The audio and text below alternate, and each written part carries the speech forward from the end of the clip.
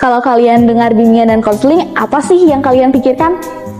Guru BK, konseling, atau kayak tempat curhat juga nggak sih? Padahal bimbingan dan konseling arahnya jauh lebih luas. Oh, biar kita tahu apa yang dibilang sama kakak tadi, yuk kita ikutin visi, misi, dan juga tujuan bimbingan dan konseling Untirta. Yuk kita bahas satu persatu. Kita mulai dari visinya ya. Jurusan Bimbingan dan Konseling Untirta memiliki visi untuk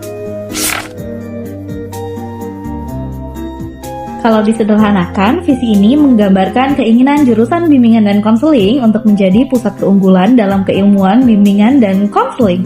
dengan tetap membawa prinsip Guidance and Counseling for All atau bimbingan dan konseling untuk semua, serta mengikuti perkembangan teknologi. Di saat yang sama, lulusan dan keilmuannya juga diharapkan memiliki karakter dan mampu bersaing secara global. Nah teman-teman tadi udah dengar kan, jadi sebenarnya visi itu kayak gambaran besar tentang apa aja sih yang jurusan BK ingin capai. Jadi sebuah visi itu tentu nggak akan terwujud tanpa langkah yang jelas. Dan langkah itulah yang kemudian dijelaskan melalui misi. Oh wow, misi yang pertama cukup luas ya. Ada pembelajaran, penelitian, sampai pengabdian kepada masyarakat. Betul, jadi jurusan bimbingan dan konseling gak hanya berfokus pada kegiatan perkuliahan di dalam kelas, Tapi juga mengembangkan penelitian dan melakukan pengabdian kepada masyarakat. Nah, yang menarik, di misi pertama ini juga ditegaskan prinsip Guidance and Counseling for All. artinya semua individu berhak mendapatkan layanan bimbingan dan konseling. Jadi, prinsipnya bukan hanya mengembangkan ilmu BK, tapi juga memastikan ilmu dan layanan tersebut dapat memberikan manfaat yang lebih luas bagi masyarakat. Lalu, bagaimana hasil dari penelitian tersebut dimanfaatkan? Nah, ada di bahasan dalam misi kedua. Jadi, hasil penelitian yang dilakukan nggak berhenti hanya sebagai hasil penelitian.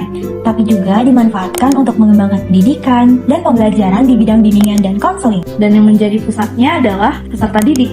Artinya, proses pendidikan dan pembelajaran diarahkan agar benar-benar memperhatikan kebutuhan, perkembangan, dan kepentingan peserta didik. Kalau dua misi sebelumnya lebih banyak berbicara tentang kegiatan akademik dan pemanfaatan penelitian, Misi yang ketiga lebih berkaitan dengan bagaimana jurusannya dikelola. di sini ada 3 kata penting: akuntabel, transparan, dan profesional. Artinya, pengelolaan jurusan diharapkan dapat dilakukan secara bertanggung jawab, terbuka, dan profesional, Dan ada satu istilah yang cukup unik juga di misi ini, yaitu HITS Green. artinya healthy, integrated, smart, and green. Jadi, HITS Green menjadi gambaran nilai yang ingin diterapkan dalam tata kelola jurusan bimbingan dan konseling. Setelah mengetahui visi dan misinya, masih ada satu hal lagi nih yang perlu kita lihat, Yaitu tujuannya.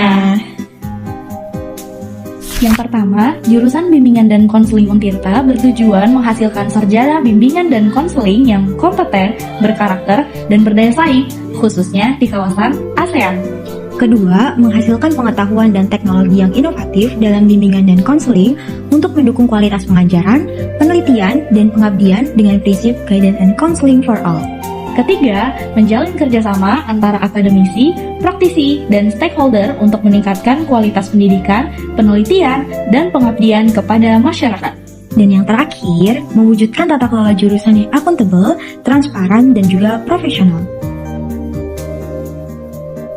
Dapat disimpulkan dari tujuan tersebut menunjukkan bahwa jurusan bimbingan dan konseling ingin memiliki lulusan yang tidak hanya expert di bidang bimbingan dan konseling saja, Tapi juga mengembangkan ilmu, membangun kerjasama, dan juga menciptakan tata kelola jurusan yang baik. jadi semuanya itu berhubungan.